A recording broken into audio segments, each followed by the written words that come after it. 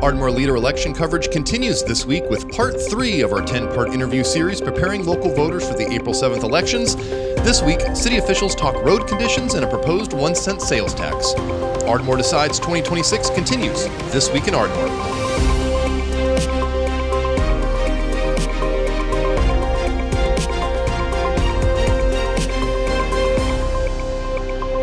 I'm News Director Michael Dean Smith. Thank you for downloading episode 54 of This Week in Ardmore.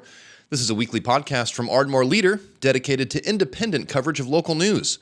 For the next 3 weeks, I'm changing up this weekly podcast just a little bit to give you some access to interviews with candidates and officials to explain who and what will be appearing on ballots across Ardmore next month. Last month, I invited local candidates for 3 particular positions to talk about their campaigns. And last week, I published my first set of interviews with both candidates for the Southern Tech School Board. Next week, I'll publish interviews with all 4 candidates for the Ardmore City Commission. And later this month, I'll also be publishing interviews with candidates for the Ardmore School Board. I'll also be talking with Plainview school officials at the end of the month about that school district's bond proposals totaling $42 million. But for this week, I'll be speaking with Ardmore's mayor and city manager about a proposed 1-cent sales tax that will be decided by voters to address street and flooding issues across town.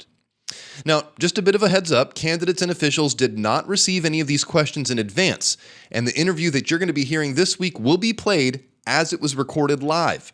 As for the candidate interviews coming up later this month, I'll be playing those interviews for each position in the order they were recorded right here on This Week in Ardmore each Friday. I'll also be posting every interview of this 10-part series to our public affairs podcast, The Junction. So up on the website also this weekend, as well in our printed newsletter going out today, I have a summary of my interview with Kevin Boatwright and John Cradle Jr. about this proposed sales tax here in Ardmore. Also in this week's newsletter, I'll run through some of the important dates that voters need to know so they can get registered to vote on time. I've also got some of the dates related to absentee ballots and early voting. I'll also have a story about one of Ardmore's schools collecting over 2,000 canned goods for the region's food pantry. We've also got a column from Ardmore Leader co-owner Connor Choate. You can read this week's column, stories, and other things, along with our previous editorials and letters to the editor, over on our website, ardmoreleader.com. Our Edward Jones financial advisor Cody Steele will be back in a few weeks to resume his market snapshot commentary. And with all that said, let's go ahead and resume our 10-part interview series this week with part 3 to ask some questions about Ardmore's budget, the condition of street and drainage infrastructure, and learn why city officials want voters to approve a 1-cent sales tax on April 7th. Joining us to talk about the proposal is Ardmore City Manager Kevin Boatwright and Ardmore Mayor John Cradle Jr. So, gentlemen, thank you for joining me this week. Thank you for having us here. Thank you very much. Now, a lot of information that I'm going to be presenting during this interview is going to be coming either from a recent meeting you both had with a local group last month or from a podcast that was released by City Hall back in January. So, but before we get into the details of that tax proposal and City Hall's response to the street and stormwater infrastructure, I just kind of want to put the city's street situation in perspective, and then from there just kind of ask y'all a general question. So, 2 studies that were done several years ago to kind of assess pavement conditions and drainage across the city came back with a price tag of over $250 million to repair those issues. To put that in perspective, the current fiscal year budget for the city was just over $139 million, with about $4 million earmarked for street improvements. So considering street and drainage fixes are going to cost nearly 2 years worth of our annual budget, my first question to you both is really just, how did we get here? I mean, was this a failure of city leadership in previous generations? Were things designed poorly? Were they built poorly? Were things neglected? How did we get here? Yeah, well, first of all, that's a great question, and one I've fielded it a few times myself. With our 3.8, as you said, the last couple of years for the street improvement program, when we are trying to do small pieces of roadway, with that money, it's hard for it to go very far. And I say that because we have done some, because some citizens said, well, what have you done the last few years with that $3.8 million? And we have that posted on our website that lists the projects, how much they cost. When we do a project right now, our average project for, I would say even a smaller size, which I was usually recently the 8th Street Northwest, it's 4 blocks, drainage and street, That project was about $1.7 million. So when we do that, you look at 4 blocks, and so you might get 2 projects done, and we have a 55-mile problem. That's how we get. Over time, you just get behind. The other thing I tell people, too, is that when the 80s was done, was the original tax that was passed for the streets. And that's what still funds. And it still funds. Fund 21 with half a cent. Yes, sir, You're correct. When that was done, I'm sure in the 1980s, that funded a lot more streets. There was probably a lot more mini miles that were done versus today. And I try to tell people, you have to look at the purchasing power in the 80s and maybe early 90s versus what it is in 2026. And I just tell people, look at what you put in your grocery cart today versus what you could for the same amount of money just 5 years ago. And then the other thing is it just doesn't go as far. That's my point. And the other thing is that when these roads were done in the 80s and the 90s in that time period, from, again, the engineers, they're designed for a 30 to 35-year lifespan. So we're past that. Okay. And I think the other thing that contributes to what we see, which is the horrible streets and some of that, is the flooding. Because the flooding deteriorates the roads faster. It gets underneath the surface. It just deteriorates a subgrade. And our flooding has gotten worse. And as you know, because I know that you've heard this before, but part of our flooding is it's because of the development in the city. When you build more rooftops, when we build more parking lots and et cetera, it creates additional runoff because now there's nowhere for it to go. So you are compounding our problem. I think a lot of people think, and I think it's just easy to say, well, we wouldn't have got in this situation, and maybe if you hadn't let it get in this situation.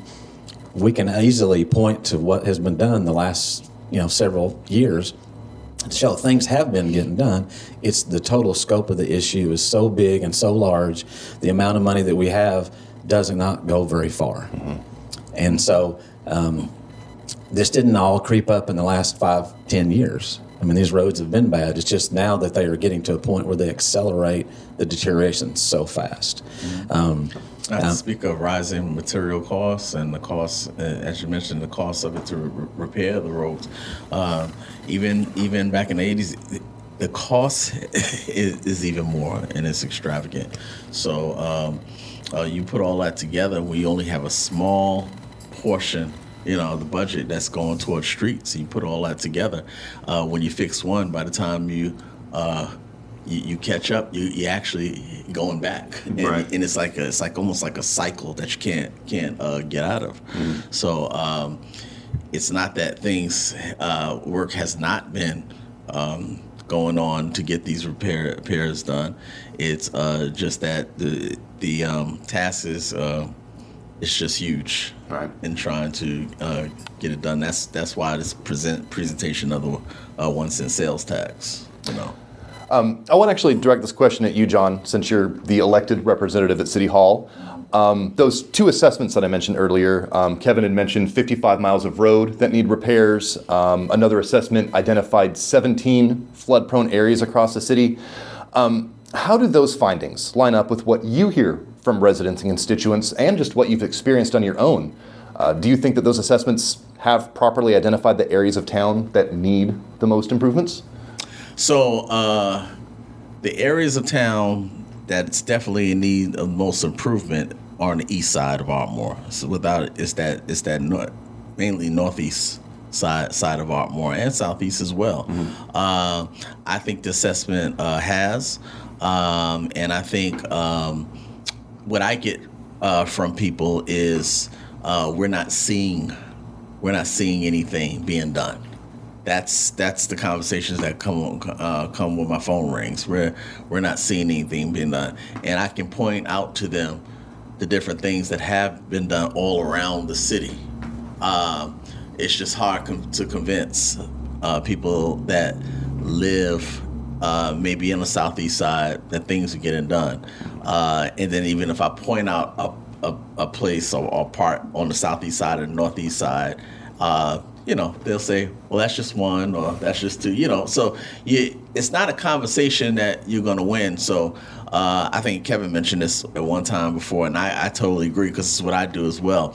I think the first thing we need to do is be totally transparent and agree that we have a problem with the streets, and the streets are bad.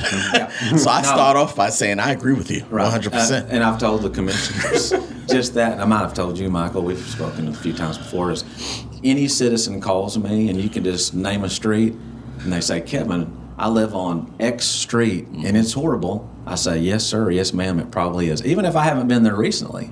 Because we have 55 miles of terrible streets. And that, to put it in perspective, Ardmore has a little over 200 miles. 200 total. So you're looking at about a quarter of all Ardmore streets are in some sort of disrepair. Right. I think the only question would be is, sometimes would say, well, this street over here is worse than that. Well, I don't really get into that because we have so many terrible streets, and that's why I depend upon our pavement assessment. And I'm like, well, this is identified, which ones objectively and with analytical data, just not my opinion. But I understand as a citizen as well, the streets you live on is important. Yeah, that's right. The route you go to work every single day, it's important to you. The route you have to take your child to school every day, that's important to you. Yeah. And so I realize it's just independent on your perspective and where you might live. And to kind of dovetail into what Mayor Cradle said, that's why we have started posting and trying to tell people where some of the maintenance and the work has been. That's why we've put those lists out to show people, because they're like, well, where has it been done? Yeah. Well, we've given you the list so you can physically get it. And I don't know if you've done it. You can get it and go drive there and look. And we're getting ready to do another posting that's just utility cuts, because, a lot of people talk about utility cuts, whereas we're so far behind on those. So I just asked the street guys, when you do your utility cuts, start providing us a list so we can put it out and people can see it. Right. And again, that's just to be informative and tell them, here's where we are. Let's actually get into that here. You both actually have been a bit on a PR tour recently to talk about the need for this additional revenue. And during one of the stops at the public library last month, some questions came up about utility cuts being made, especially by outside contractors, as well as just the state of railroad crossings in town. How do those kind of issues play into the city's efforts to address road conditions? And should we be using revenue from this proposed sales tax to fix problems caused by utility contractors or railroad companies? Right. I would say the answer is no. If it's a utility company that's not us, we should not be doing that. We have a good relationship, I should say, with our other utilities. That would be ONG, OG&E, and et cetera, and stuff like that. What happens sometimes, and I mentioned this, I think, at the meeting that you were at, is that sometimes we don't get told about those. That's where the disconnect is they have an emergency maybe over on the weekend or at night, gas line's broke or something's happened. They've come in on the weekend, so that crew comes in, digs up the street, repairs the utility, fills it full of rock, and they drive off. And if they don't tell us about it, of course we don't know. And they're like, well, Kevin, that's been there for a year. And I talk to our people, and their first thing is they look, and they're like, I don't think that's us. And I think I might have mentioned we had one recently where a gentleman actually busted his tire. And we contacted our utility guys, and they're like, Kevin, we haven't even been over on that block. And so I sent the photos that the citizen sent me, their busted tire. Yeah. And I said, well, he's not very happy right now. And they looked, and they're like, they went and researched it in less than an hour. They called me back and said, Kevin, that's ONG. We're on the phone right now when we'll get with them. And I said, well, please get this citizen in contact with ONG. And because now it's their issue. And I'm going to be honest, I assume it was resolved because that citizen has not contacted me since. And I've not got a call back and do it. But sometimes those things happen. I would say the vast majority of utility cuts that I'm aware of are either water or sewer cuts. Those that include OG&E or ONG, I would say would be a smaller percentage, but they do happen. Okay. Now, specifically at that meeting, they talked to me and the mayor about, which was Dobson Fiber. And I don't want to make it too long for this podcast, and we have had issues with Dobson Fiber. I'm nothing negative against the company itself, but the ones coming in that are putting in the fiber optic are contractors for them. Right. We have had so many disagreements and so many issues with, I'm just going to say, the not very good job, I guess, is that they're doing. I know for a fact they're on at least their third contractor. Okay. Because they have had issues. We have expressed our concern. Our citizens and businesses have said they're awful when I go out there to talk to them about what they're doing, of what they've destroyed, as far as communicating back. And as a result, we've gone through 3.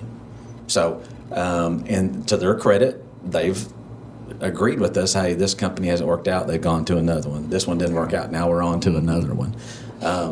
That is not completely unusual. But in that case, no, I don't expect citizens to have to pay for what they're doing. So as I mentioned that meeting, we have a city staff person that's our designated liaison.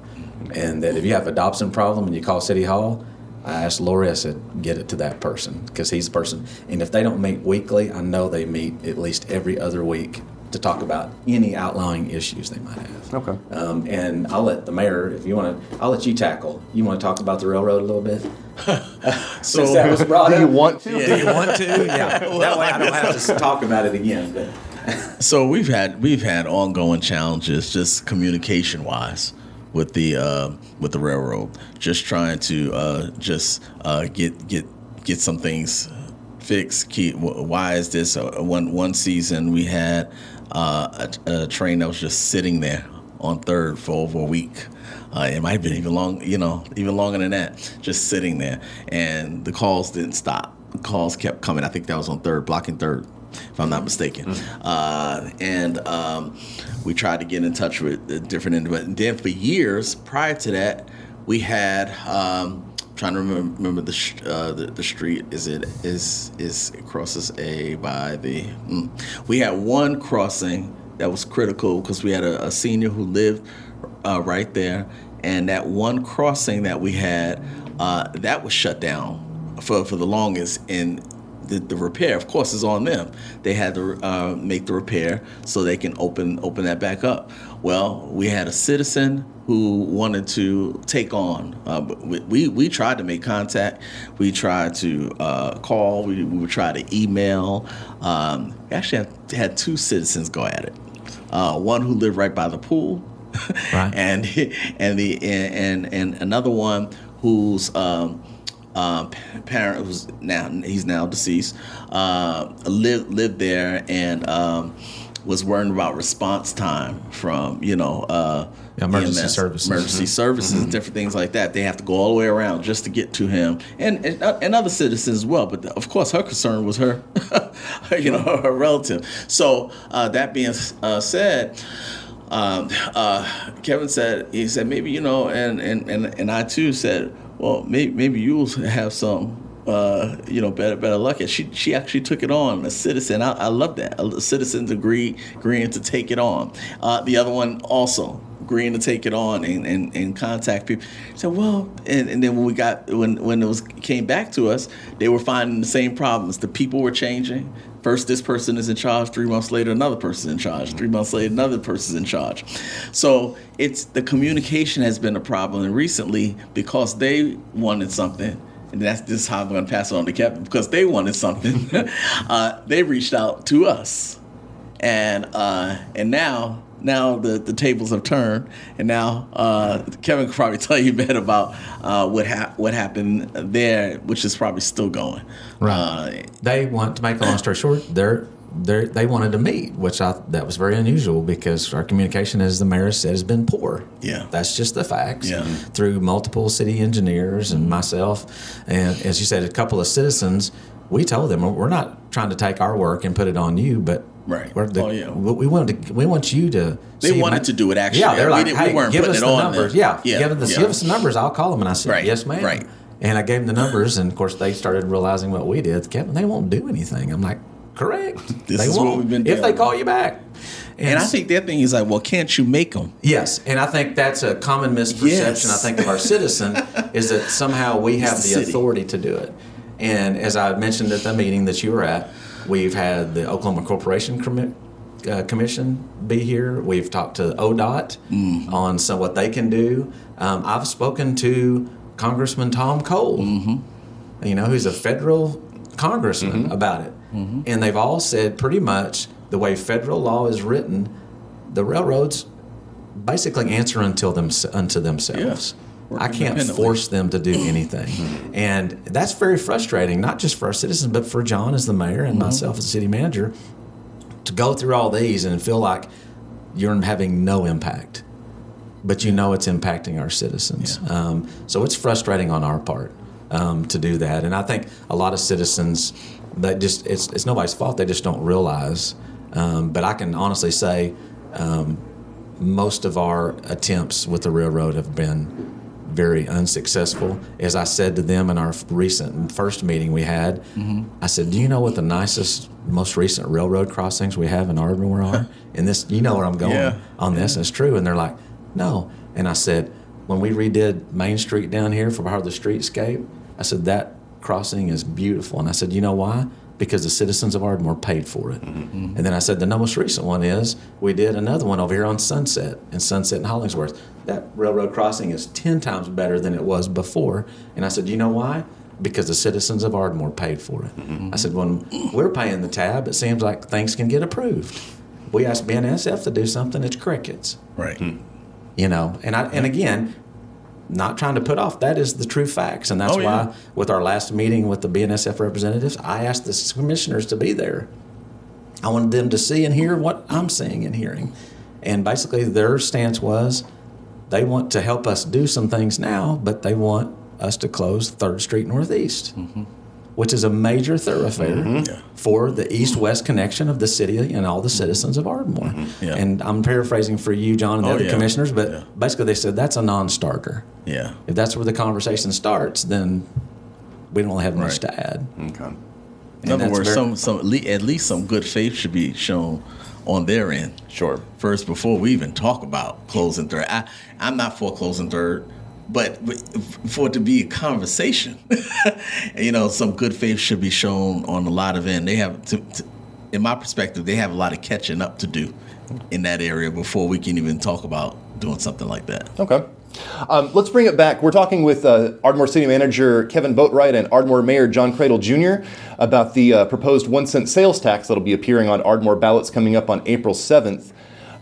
Getting back to that, gentlemen, Ardmore's budget includes Fund 21, that's the street improvement fund. That's the one that currently collects a half-cent sales tax on most purchases and generates just under $4 million every year. I think 3.8 is what you would put that at. Yes, sir. The proposed sales tax that we're talking about right now, estimated to generate just under $8 million every year. So that would bring the grand total to somewhere around $11-12 million annually. Correct.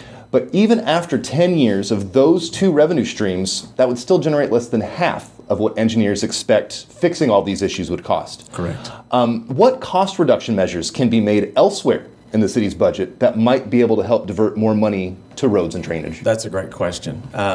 You know, one of the other funds that we can use is our GAPS tax. You know, there's a GAPS tax that's collected. Now, the majority of that is spent on police and fire capital. And so some people have broached that. I've talked to the city commissioners about it.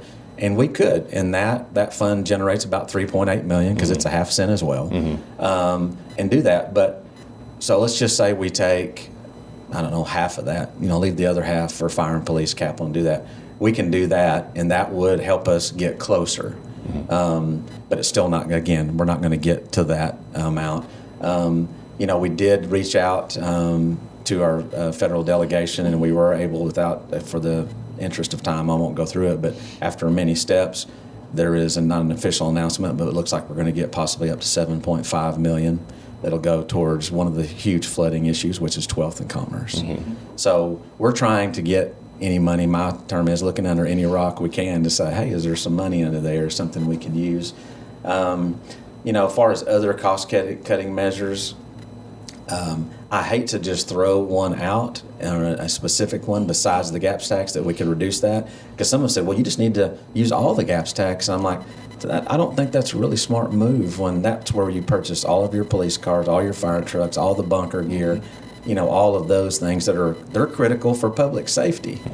And I think that's what some citizens don't. I can let mayors speak to it as an elected official, but when we're looking at that entire budget, it's to balance all of the needs of the city. And the streets are bad, but they're not the only needs we have. We have many water issues. We have many other issues when it comes to public facilities, when it comes to public safety. There are, I would say, tons of projects that are on the plate that have to do with water specifically. We're doing a huge project now that's going on at City Lake. There's another one planned at Mountain Lake, and people are like, well, that's way out. Why is that an issue? I said, that is the upper end of our alternate water supply. Yeah. We just spent $3 million the commission approved, and there'll be another $3 million next year for water rights. Right. And that is to protect and make sure we have ample water as the city grows in the future. So are there other places? I'll let the mayor speak to his opinion on this. The answer is absolutely yes. But what you pick to cut in order to help something out, you have to be very careful with it, because you're looking at the balance of all the needs of all the citizens, all of the employees, the equipment you're trying to keep up, and those kind of issues. And that is where, I guess, what you say, it's probably different if I got 10 people in this room and I kind of just gave them a broad picture of all of the budget and where the money goes. I bet you I would get at least 9 to 10 different opinions of this should be allocated here or that. And to me, we come up as a staff and say, here's our suggestions. But ultimately, it's up to the city commission. They look at it and say, hey, I think this should be the priority this year, Kevin, or hey, I think we need to push on this more this next time. So yes, those are there are. It says, is there other things you could do? Absolutely, you could do it. But my only thing would be to be cautious doing that you don't, to fix one problem, you don't create one or two others. Mayor, I don't know if you want to add. From a citizen perspective, yes, they view it as, let's just take all of that, the gap stack, and let's put it towards the streets. So the citizens' view, the difference between the commission view and the city manager's view of it is there needs to be healthy balance, and we still need to do this, but also fix this big street problem, as well. Problem is, from the average citizen standpoint, they're looking at what they use all the time. That's a problem. I'm always hitting this bump as I go to work. I'm always, when I go to Walmart, I always have to dodge past this street. A very specific instance they're talking about. They're saying things like that. But they're not looking at other things that they really do, public safety, use every day, as well as water every day. Those things, the difference is you're not aware of those things, or you don't miss them until they're not there. Right. And then if we did that, it's like, I called. Why did it take so long for our officer to get to where? Well, you remember we took all the money, and I'm just hypothetical. We took all the money from this fund and put it over here, and because we didn't have these cars or the things that we get, it impacted that. So it has to be healthy balance. I think it's unreasonable to say we should take everything from this and everything from that and put it over there. So I guess my job as a commissioner and mayor, when citizens approach me, is to help them understand. You want the water to be right when it comes out of that faucet. You want, if something happens at your home, you feel threatened, you want a police officer to get there in an appropriate amount of time, and it takes buying cars, or the right car to get them there. You don't want the car breaking down on the way, because we couldn't buy the proper car to get them there. So those are the things, the questions I get, or the things I get, issues I get encountered with, that I have to show them that we have to do all these things. And I will say this, it is a small amount, but I believe that small amount that we'll get from this 1%, I think we'll see some bit, like, again, the people saying, I don't see any change. I think this will help them to say, well, I'm starting to see some things now. And it may not be everything they want to see, but at least the narrative will change to, now I'm starting to see some things, but we still have a long way to go. That would be progress if we hear them say that. Because right now they're saying nothing is being done. So I think we're going from that, and that's not true, but they're saying nothing is being done. And so I think we will go from nothing is being done to, I'm starting to see something. They're not going to say, oh yeah, all these streets are getting done. They're not going to say that, but it's a step by step, You had mentioned this a moment ago, Kevin. One of the biggest individual projects I've heard you talk about is that intersection of 12th and Commerce, where anybody knows even a moderate rain shower causes some pretty nasty flooding down there. And I believe I heard you say that to fix just that intersection alone would cost upwards of $25 million. That's correct. That's about 10% of that total $250 million price tag that you mentioned. So considering Ardmore streets do include some state and federal highways, how are our delegations in Oklahoma City and Washington, D.C. being brought in to help try to find some solutions to these issues? As I mentioned, we went to a federal delegation for those. That would be the U.S. Senate and the U.S. Congress. So we worked with Senator Mark Wayne Mullen on the Senate side and obviously Congressman Cole on the House side. We asked actually for the full amount, including engineering. So we actually asked for $15 million from each. So we wanted 30. So we wanted to include, because a lot of people don't understand either, which the mayor does, because he sees it and they have to approve it. How much engineering cost? It is astronomical. So when I say $25 million, and I would say to do that job, we're just going to spend $3 million in engineering, most people would say, "What? You're you know, it is. It's around 10%, sometimes a little more, but it's something you have to have done." So. We asked for that, and as I said, it went through all the processes. For the sake of time, I won't go through all the steps they go through. But when it made it through all the committees and it finally got appropriated in the House committee, we got $7.5 million. So that $7.5 million we wouldn't have got if we hadn't asked. Asked for 30, I got 7.5. Would I rather have 30? 100%. But the point is, we're asking, trying to say, what can you do to help us? We've met with ODOT because that is a state highway. They've met with us and said, yes, Kevin, if you do this, we will be a participant because it is a state highway.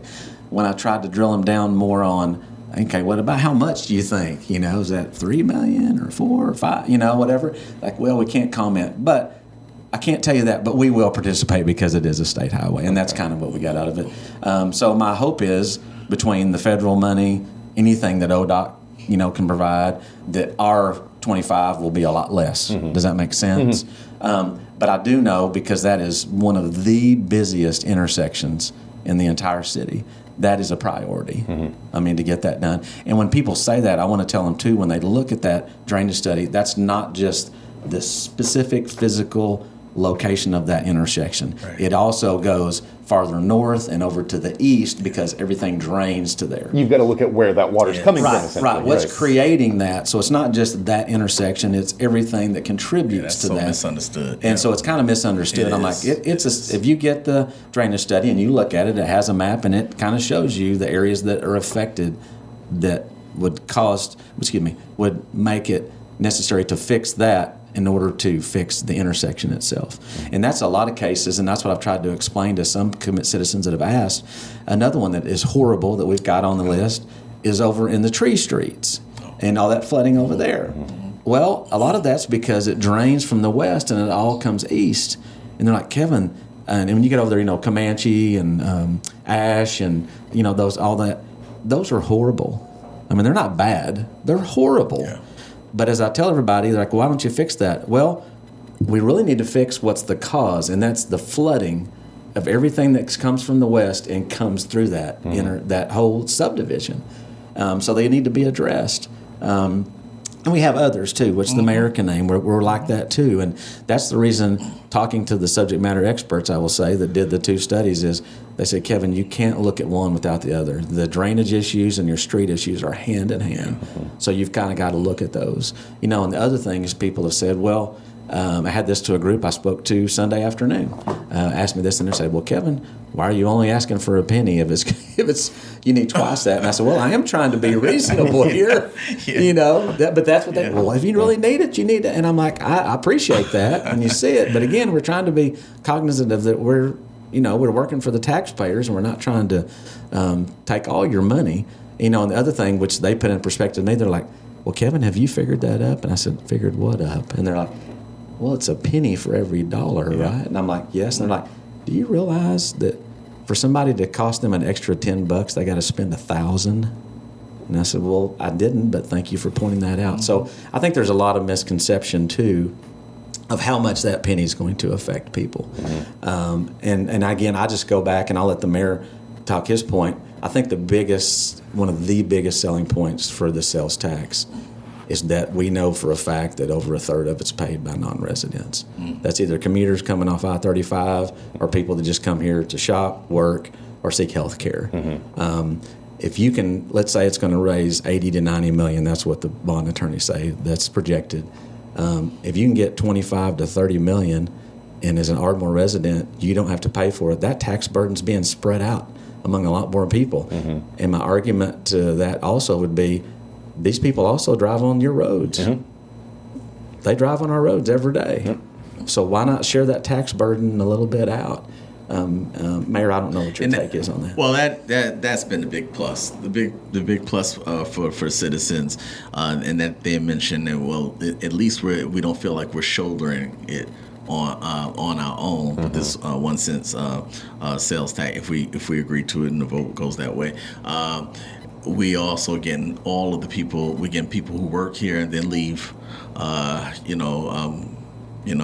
to school here or whatever. Shop here. All the different things, and then go back somewhere else. We're getting all that as well when they buy some things and different things. So it feel like it almost feels like to them. Exact wording, I got that. They have friends for the cause. Sure.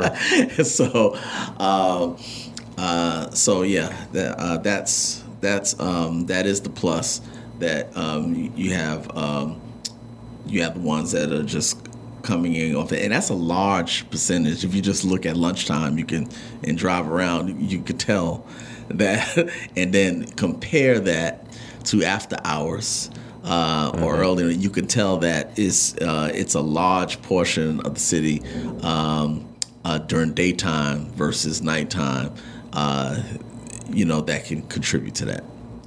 And then finally, a lot of the worst street and drainage issues here in Ardmore will likely have to be bid out for engineering and even construction. But in recent years, Ardmore has made some purchases to potentially bring some of that work in-house. Specifically, there was that asphalt zipper purchase that was made recently. We did not make that. That purchase was not made? No. Okay. That was actually budgeted, and that's what I try to tell people when we talk about streets, and I talk to the city commission. If anything that people get, I would hope from your podcast, Michael, is that this is not something that's just now people are upset and now we're looking at it. This is something that's been discussed for years.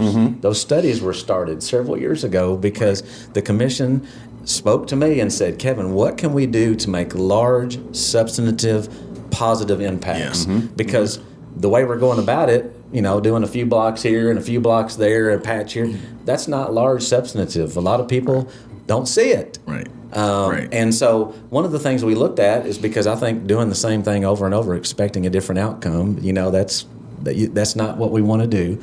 So one of the things we looked at was a new piece of equipment called the asphalt zipper. Right. And we had them demo it here, talked to other cities, city commission approved it. Well, when we got it and we started talking about actually going that route to do more streets, it was to save money and to pick up the pace and get more done. What we discovered is that when we talked about going out to bid and talked to the contractors, this would have been logistics of how we were going to do it. Are we going to use asphalt zipper for a block or two, and then contractor will come in and asphalt it and maybe curb it? Well, what we found is the contractors we spoke to said, Kevin, you can do it, and we understand why you want to do it, because it can save you some money. But let me tell you something you don't know.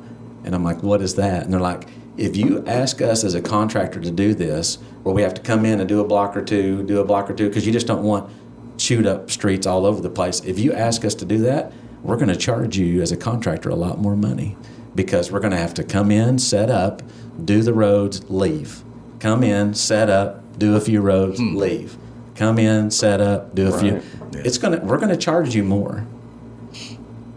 I'm not a road contractor, so I did not realize, but I understand the reasoning behind it. And so when I did that and we kind of started crunching the numbers, we're like, you know what? This isn't really going to save us what I thought. Okay. And I think that is the beauty, of the mayor and our city commission, is that they can be flexible. That we know what? We thought on the paper, on pieces, some things look good on paper. Yeah. But when you get in reality and start talking about the people the contractors in this case that would come in and do the finish work, and they start, well, that's fine, Kevin, I understand why, but we are going to charge you more. And I'm like, well, how much more? And we start just do simple math on a piece of paper. You're like, you know what? This isn't the great idea that I thought it was. And so we dropped back and said, let's don't do that then. Okay. And so that's when we started looking at, well, what if we look at just streets that we can mill and overlay, because those are the cheaper streets where you don't have the utilities and the drainage issues and stuff like that. Really just resurfacing. Yeah, you're a street. resurfacing the top. Well, we found some, and that was just awarded. So we have like 9 streets, and the majority of those are in the Northeast and Southeast. Yes. If you look at the list, the majority are there. I think we made sure we had a street in every ward. I think we did that on purpose, but I think the majority are in the Northeast and Southeast, as the mayor said, because that's where they need it. I mean, there's a lot more over there to do. But we decided to go that route because we could award it to a company, and they're going to do 9 streets because of their conversations that we had with them. And they're like, hey, if you'll do it this way, we'll try to get you a better price, and we'll try to knock them out in a hurry. Okay. And so, again, that's the beauty. I'm going to, pat him on the back. He's here, the mayor, but our city commission is, once we got that feedback, I went back to them and said, you know what? We're not going to do that, but here's why. Because ultimately, what's the goal here? To fix some streets. In a timely manner. In a timely manner, and with the budget we have. And if this is going to help us do it better, faster, more efficient, whatever adjective you want to add, then we're for it. And we're going to do it. So thank you for bringing that up. Thank you for that update. I do appreciate it. All right. Well, we've been talking with Ardmore City Manager Kevin Boatwright and Ardmore Mayor John Cradle Jr. about that proposed 1-cent sales tax coming up on the April 7th ballots. If you plan on voting in that election, you do need to be registered with the Carter County Election Board by March 13th. Gentlemen, thank you so much for joining me this week. I do appreciate your time. Thank you. Thank you. Make sure you're subscribed to Ardmore Leader wherever you stream music and podcasts. Next week, we'll be hearing from Brian Edge, Buddy Simon, Scott Stahl, and Commissioner Doug Fow. Those are the 4 candidates running for the at-large position on the Ardmore City Commission. I'm Ardmore Leader News Director Michael Dean Smith. Thank you for downloading episode 54 of This Week in Ardmore. Follow us online, ardmoreleader.com, or on social media.